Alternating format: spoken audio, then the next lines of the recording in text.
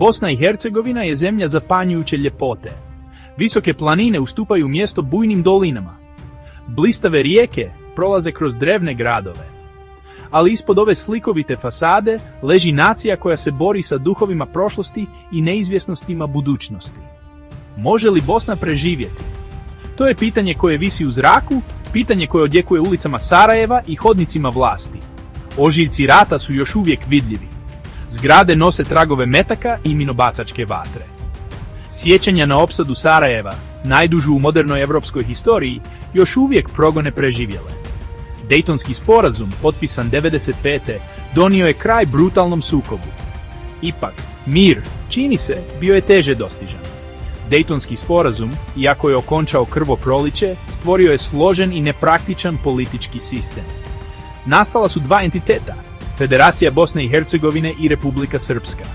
Tri konstitutivna naroda, Bošnjaci, Srbi i Hrvati, su priznata, svaki se boreći za moć i utjecaj. Ovaj krhki mir, održavan nitima međunarodnih sporazuma i nadom u bolju budućnost, je pod prijetnjom. Pitanje nije da li Bosna može zacijeliti svoje rane, već da li može preživjeti svoje podjele. Bosanski politički pejzaž je zamršena mreža etničkih podjela i suprotstavljenih ambicija. Dejtonski sporazum, iako je namijenjen podsticanju mira, nenamjerno je stvorio sistem sklon blokadi i nestabilnosti. Moć je podijeljena po etničkim linijama, često ometajući napredak i podstičući nepovjerenje. U središtu ove političke drame su tri figure: Milorad Dodik, vatreni lider Republike Srpske, Bakir Izetbegović, predstavnik bošnjačke perspektive i zagovornik jače centralne vlasti, i Dragan Čović, vodeći glas bosanskih Hrvata. Svaki čovjek utjelovljuje težnje i frustracije svojih zajednica. Njihova djela oblikuju sudbinu nacije. Dodik, čvrst srpski nacionalista, više puta je prijetio da će povući Republiku Srpsku iz Bosne, podstičući strahove od obnovljenog sukoba. Njegova retorika, često zapaljiva i podjelačka, odjekuje kod onih koji žude za nezavisnim srpskim entitetom. Izetbegović, s druge strane, zalaže se za jedinstvenu Bosnu, ali njegovi pozivi za većom centralizacijom nailaze na sumnju i otpor Srba i Hrvata. Uhvaćen u ovom natezanju je prosječan bosanski građanin koji žudi za mirom i stabilnošću.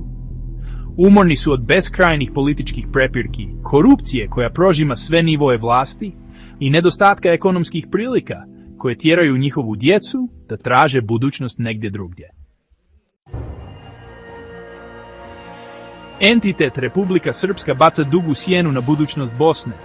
Stvorena Dejtonskim sporazumom, postala je žarište napetosti. Samo njeno postojanje izazov je ideji jedinstvene bosanske države. Na čelu ovog entiteta stoji Milorad Dodik, figura polarizirajuća koliko i moćna. Dodikova retorika ne ostavlja mjesta dvosmislenosti. On otvoreno zagovara secesionističke ideale. Njegove riječi raspiruju plamen etničke podjele. Njegove bliske veze s Rusijom, zemljom s dugom historijom miješanja na Balkanu, dodatno podstiču strahove od nestabilnosti. Dodikova djela govore glasnije od njegovih riječi. On je dosljedno nastojao potkopati autoritet centralne bosanske vlade, osporavajući njen legitimitet na svakom koraku. Povukao je Republiku Srpsku iz ključnih državnih institucija, uključujući vojsku i pravosuđe, dodatno učvršćujući njenu autonomiju. Njegova odluka da odlikuje Vladimira Putina, čovjeka široko osuđenog zbog agresije na Ukrajinu, ordenom časti mnogo govori o njegovim lojalnostima i njegovoj viziji budućnosti. Međunarodna zajednica sa sve većom zabrinutošću prati Dodikove postupke.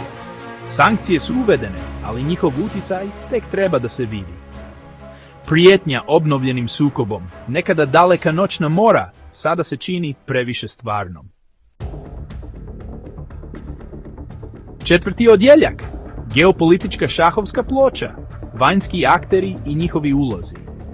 Bosna se nalazi na raskršću suprotstavljenih geopolitičkih interesa, pijun u igri s visokim ulozima koju igraju globalne sile. Rusija, sa svojim historijskim vezama sa Srbijom, vidi Bosnu kao ključno bojno polje u svojoj borbi za utjecaj protiv Zapada. Kremlova podrška Dodiku i njegovoj secesionističkoj agendi nije tajna. Financijska pomoć slobodno teče iz Moskve u Banja Luku, glavni grad Republike Srpske. Evropska unija, boreći se sa svojim unutrašnjim podjelama i suočena sa oživljenom Rusijom, djeluje oklijevajuće i neodlučno. Njena obećanja o integraciji i financijskoj pomoći često zvuče šuplje u ušima razočaranih Bosanaca. Sjedinjene Američke Države, nekada garant Dejtonskog sporazuma, čini se da su ometene drugim globalnim krizama, a njihovo prisustvo u regionu jenjava. Ali Rusija nije jedini vanjski akter koji ima Bosnu na nišanu. Turska, željna da ponovo potvrdi svoj utjecaj na Balkanu, aktivno se udvara Sarajevu. Investicije u infrastrukturu i kulturne projekte su porasle, što postavlja pitanja o dugoročnim ciljevima Ankare. Arapske zemlje su također pokazale sve veći interes za Bosnu, ulažući novac u nekretnine i turizam. Ovaj priliv stranog utjecaja, iako potencijalno koristan, nosi i rizike. Bosna, još uvijek krhka i ranjiva, riskira da postane bojno polje za posredničke ratove. A njenu sudbinu ne odlučuju njeni građani, već moćni vanjski akteri koji slijede vlastite agende. Ekonomska situacija u Bosni ostaje teška, sa visokom stopom nezaposlenosti i stagnacijom ekonomije. Mnogi mladi ljudi, razočarani nedostatkom prilika, odlučuju se napustiti zemlju u potrazi za boljom budućnošću negdje drugdje. Ovaj odljev mozgova dodatno slabi Bosnu, jer gubi upravo talenat i energiju potrebne za njen oporavak. Obećanja o ekonomskoj pomoći i investicijama Evropske unije i drugih međunarodnih aktera često se ne ostvare, ostavljajući mnoge Bosance da se osjećaju napušteno i beznadežno. Ciklus očaja se nastavlja, dok se zemlja bori da pronađe put naprijed usred ovih izazova. Pitanje koje je svima na pameti je: može li Bosna preživjeti?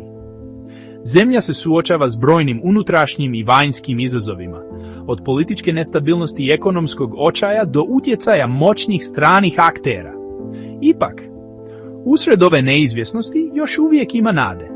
Otpornost bosanskog naroda, njihova bogata kulturna baština i želja za mirnom i prosperitetnom budućnošću mogli bi biti ključ za savladavanje ovih prepreka. Biće potrebno jedinstvo, odlučnost i podrška međunarodne zajednice kako bi se osiguralo da Bosna ne samo preživi, već i napreduje. Konačno, sudbina Bosne je u rukama njenog naroda. Hoće li odabrati da se ujedine i grade budućnost zajedno ili će podleći silama koje ih žele podijeliti? Izbori napravljeni danas će oblikovati sudbinu Bosne generacijama koje dolaze. Dok zemlja stoji na ovoj kritičnoj prekretnici, jedno je jasno. Put naprijed će odrediti volja i duh njenih građana. Svijet posmatra i čeka, nadajući se da će Bosna pronaći snagu da se izdigne iznad svojih izazova i osigura svjetliju budućnost.